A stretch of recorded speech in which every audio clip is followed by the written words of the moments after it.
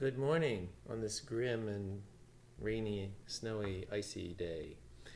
I think I figured something out which is interesting. A lot of people get obsessive about how they set up their flutes and how they hold up their flutes and where their fingers go, where their thumbs go, and so forth and so on. And I came up with a kind of an interesting solution for that, I think, which you can try. If you think of turning a knob, like on an old-fashioned TV or radio or dimmer switch like this, and just kind of experiment with that, you can find a nice placement for your hand.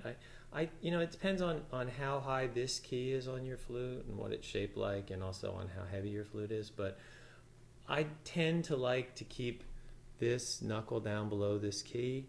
And another way of thinking about it is, well, I'm kind of like this instead of like this. For example, I sometimes see students and the third finger has a huge space underneath it because the thumb is bent, so it's like this kind of a hand on the flute, which you're locked that way. I mean, you've got a lot of pressure here on the inside of your other side of your elbow, and your sound is going to suffer. If I play this way, and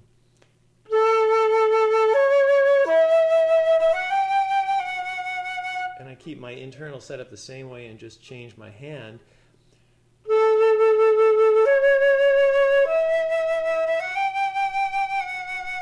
you're hearing a lot more of the left side vibrate because my ribs aren't gripping, because my arm's not gripping. So you can go from this to this. It's a softer, more resonant sound, I think. And it's kind of interesting because on this other flute, I actually need to think a little bit more that way because it's got this key here, which is a little higher. So if I play in my normal mode,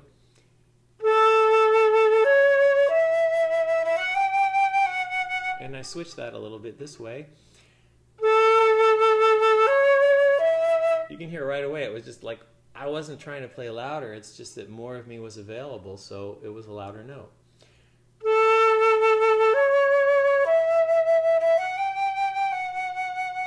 So, same deal with the right hand.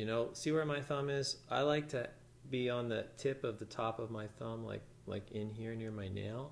Some people do this. I don't like this because it forces my arm up, which, I mean, that's a really hard thing to do if you just take your flute away and hold it. But this isn't so bad. Your arms are lower. It's always easier to do anything when your arms are lower. So just, some version of that. But then, I see all kinds of stuff like, I've never seen this one, but I've seen this one.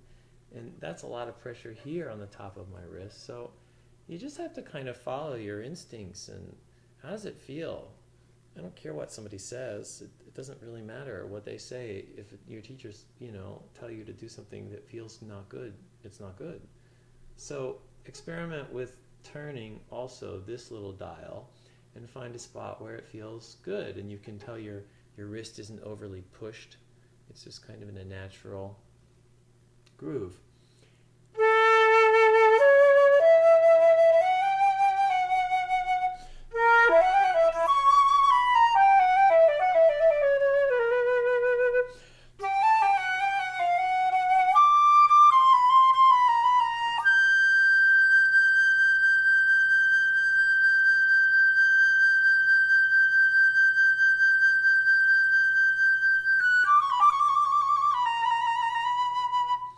Yes, I know the note's not supposed to be that long, so don't post any nasty comments on my video, please.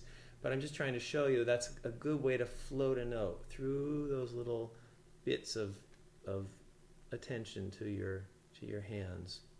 Hands make a really big difference to your sound.